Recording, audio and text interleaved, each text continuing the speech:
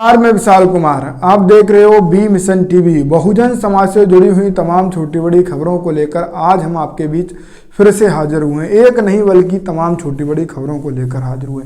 तमाम छोटी बड़ी खबरों को विस्तार से समझाएंगे, साथ ही साथ देश की राजनीति से जुड़ी हुई तमाम छोटी बड़ी खबरें भी बताएंगे। लोकसभा चुनाव 2024 से जुड़ी हुई जो खबरें आपके बीच पहुंचना चाहिए थी, जो खबरें आपसे छुपाई गई, उन खबरों को हम आपको बताएंगे। साथ ही एक सबसे बड़ी खबर यह है कि इंडिया अलायंस की उत्तर प्रदेश में सीट शेयरिंग का फॉर्मूला सामने आ चुका है। सीट शेयरिंग किस तरीके से होगी वो आज की इस वीडियो में हम बताएंगे। और उस सीट शेयरिंग में चंद्रशेखर आजाद के भी नाम काफी ज्यादा चर्चा का विषय बना हुआ है। और भारतीय जनता पार्टी को इस देश की राजनीति से बेदखल करने का फॉर्मूला भी अब सामने आ चुका है। वो क्या फॉर्मूला है, किस तरीके से उत्तर प्रदेश में सीट बंटवारा होगा, वो सब जानने के लिए आप इस वीडियो में आखिरी तक बने रहें और इस वीडियो को ज़्यादा से ज़्यादा शेयर अवश्य कर दें। तो आइए मैं आपको पूरी खबर विस्तार से समझाता हूँ।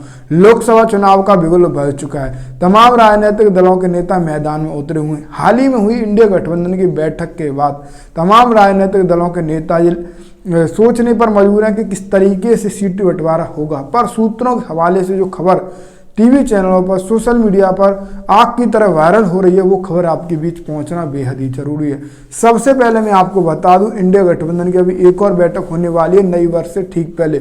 इसी मंथ के आखिरी सप्ताह में, यानी कि इसी हफ्ते में एक इंडिया गठबंधन की एक दिल्ली में फिर से एक बड़ी बैठक होगी और उस बैठक से पहले प्रस्ताव पारित कर दिया गया है। कांग्रेस के समक्ष जो प्रस्ताव रख दिया गया है, जो सीट शेयरिंग का बंटवारे का मामला है। सीट किस तरीके से बांटी जाएंगी, कांग्रेस के खाते में कितनी सीटें दी जाएंगी, समाजवादी पार्टी ने कितनी सीटों पर लड़ने का चुनाव दावा किया है, आरएलडी को कितनी सीटें मिलेंगी, साथ ही साथ चंद्रशेखर आजाद का भी लिस्ट में नाम है।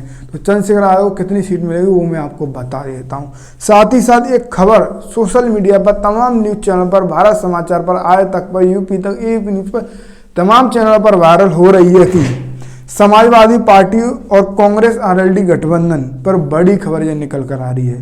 कांग्रेस को 10 सीटों पर चुनाव लड़ा सकती है।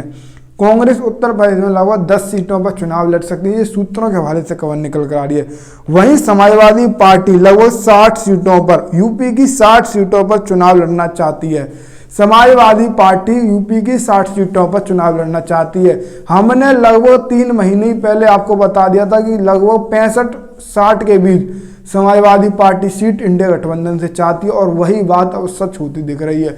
अगर इस बार सीट शेयरिंग का मामला होता है तो ये जो सूत्रों के हवाले से जो खबर आई है, 60 सीटों पर समाजवादी पार्टी चुनाव लड़ेगी, 10 सीटों पर कांग्रेस को चुनाव लड़ाया जाएगा और 1 सीट नगीना चंद्रशेखर आजाद के लिए भी छोड़ी जा सकती है। ये जो खबरें हैं सूत्रों के हवाले से सामने आ रही हैं। इन खबरों में कितनी सच्चाई है वो तो इंडिया अलायंस की बैठक के बाद ही मालूम पड़ेगा। पर मायावती जी को लेकर इन सूत्रों की खबरों में कोई भी जिक्र नहीं किया गया है। अगर मायावती जी इस गठबंधन में शामिल नहीं होती हैं तो रिजल्ट क्या होगा वो लोकसभा चुनाव रिजल्ट के बाद ही पता चलेगा। लगातार समाजवादी पार्टी दावा कर रही है कि हमारे पास लगभग 32% वोट है और हम इस वोट के दम पर उत्तर प्रदेश में भारतीय जनता पार्टी को उत्तर प्रदेश से बेदखल कर सकते हैं। आपको क्या लगता है, मायावती जी के बिना क्या ये गठबंधन सफल हो पाएगा? क्या चंद्रशेखर आजाद को 1 सीट देने के बाद उत्तर प्रदेश का दलित समाज गठबंधन को साथ देगा? इन मेरे सवालों का जवाब आप कमेंट में तथ्यों के साथ सोच समझ के दीजिएगा। फिलहाल कांग्रेस को सिर्फ 10 सीटें उत्तर प्रदेश में दी जा रही है। ये सूत्रों के हवाले से बड़ी खबर निकल कर आ रही है।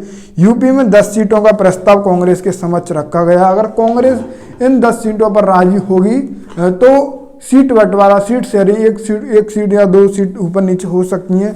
समाजवादी पार्टी और आरएलडी गठबंधन मुख्य हैं उत्तर प्रदेश में और ये मुख्य गठबंधन 10 सीटें देना चाहता है और आरएलडी के कोटे में सिर्फ 5 से 7 सीटों का प्रस्ताव। चंद्रशेखर आजाद को नगीना सीट दी जा सकती है। इंडिया अलायंस में समाजवादी पार्टी के प्रमुख अखिलेश यादव और राष्ट्रीय लोकदल के प्रमुख जयंत चौधरी ने ये प्लान बनाया है। अब बात कर लेते हैं जो फॉर्मूला निकल कर आ रहा है, बीजेपी उत्तर प्रदेश में से कैसे बेदखल किया जा सकता है। वो जो फॉर्मूला जो एक्चुअल समाज के लोगों के बीच से आ रहा है वो मैं आपके बीच रख रहा हूँ। क्रांति कुमार ट्विटर से ट्वीट करते हैं, देख लीजिए आप स्क्रीन पर। 2024 जीतना है तो ये फॉर्मूला प्रधानमंत्री बहन मायावती, उप प्रधानमंत्री अखिलेश यादव, गृह मंत्री तेजस्वी यादव, रक्षा मंत्री उदयनिधि स्टालिन। संगठित होकर लड़ेंगे तो बीजेपी हार सकती है, कारण दिल्ली का रास्ता यूपी और बिहार से होकर जाता है, जहां लोकसभा की कुल 120 सीटें हैं। मायावती, अखिलेश यादव और तेजस्वी तीनों नेता अगर राजस्थान, मध्य प्रदेश और छत्तीसगढ़ में जोर लगाएंगे तो यहाँ भी बीजेपी को पटकनी दे सकते हैं। ये फॉर्मूला समाज के लोग सामने रख रहे हैं। फिलहाल इस फॉर्मूले से आप कितना सहमत हैं वो भी मुझे बताना। और ये जो सीट शेयरिंग का फॉर्मूला है वो काफ़ी ज़्यादा सोशल मीडिया पर बवाल मचाया हुआ है।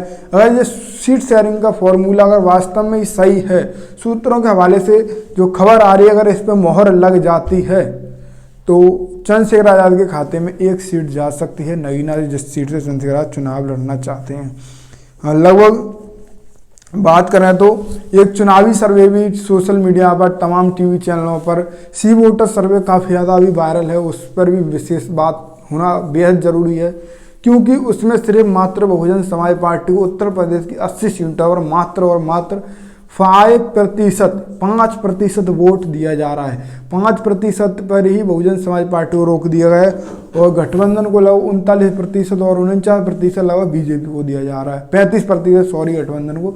तो इस सर्वे में जो सच्चाई है वो कहीं तक लोग सहमत नहीं है, विरोध कर रहे हैं कि इस सर्वे का, ये सर्वे सिर्फ बनाया गया है, किया नहीं गया, स्टूडियो में बैठकर ये सर्वे बना लिया गया है बीजेपी के इशारे पर। ये दावा, ये आरोप मेन स्ट्रीम टीवी चैनलों पर लगाए जा रहे हैं। फिलहाल आप इस सर्वे से कितना संतुष्ट हैं वो आप मुझे कमेंट में राय देना।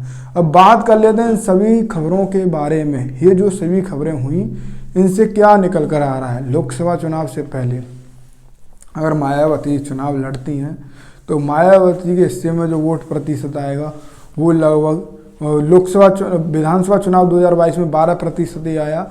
और ये वोट प्रतिशत अगर मायावती अच्छा करती हैं तो यथावत बना रहेगा, वरना ये वोट प्रतिशत घटने के काफ़ी ज़्यादा चांस है। अब ये क्लियर नहीं हो पा रहा है मायावती जी गठबंधन में शामिल होंगी नहीं।